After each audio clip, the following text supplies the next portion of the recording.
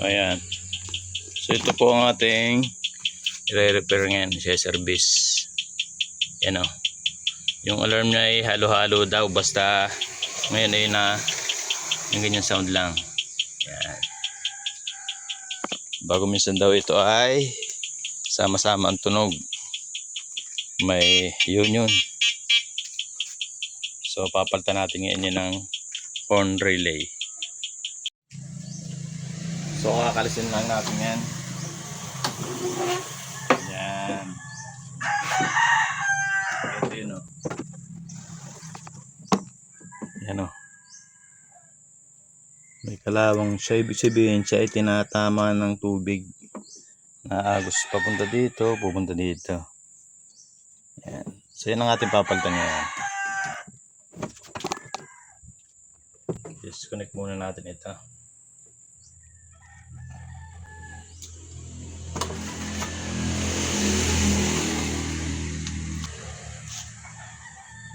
Ito yung ating pagpapalit. So para mas maganda, babalutan natin ito ngayon ng plastic. Yan. Ito yung maingay. Pag wala pa naman kayong available na ganito, pwede nyo naman itong i-disconnect.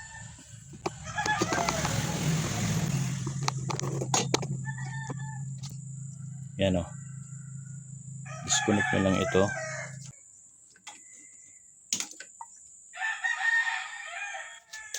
Yan. Kaso, pag yan ay dinisconnect nyo, mawawala kayo ng signal light.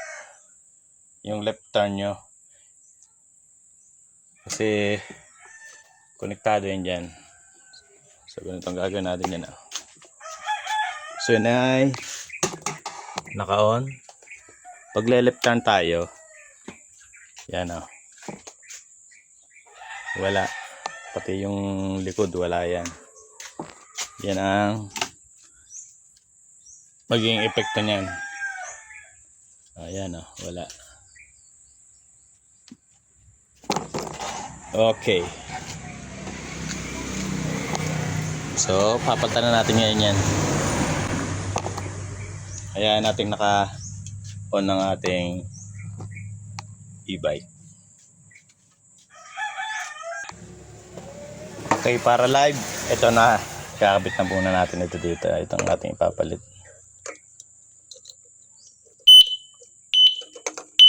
Yun. Yan, dapat ganyan mangyayari. Natunog siya at the same time, naandap yung ating signal light.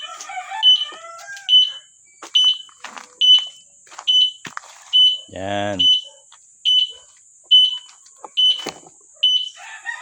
Okay. Tayo ay kabila naman. Okay, confirm. Sira po ang ating relay.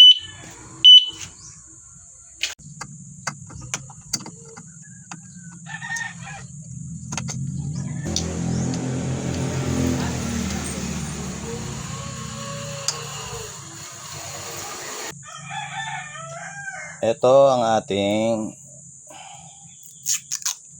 gagamitin. Nabalutan natin yan para ito yung ating gagamit sa pantato eh. Babalutan natin yan.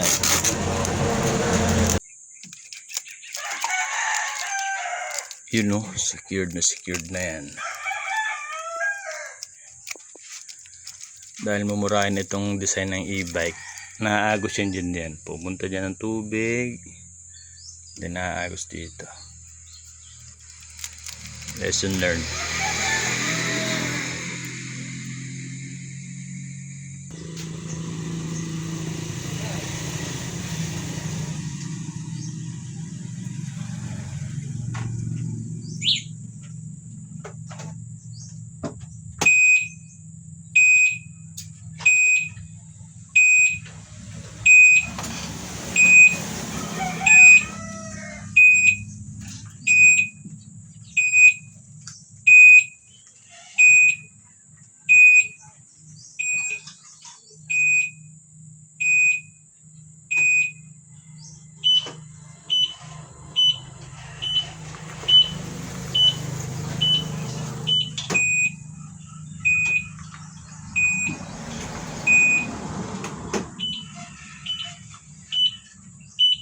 pang may tos na takbo.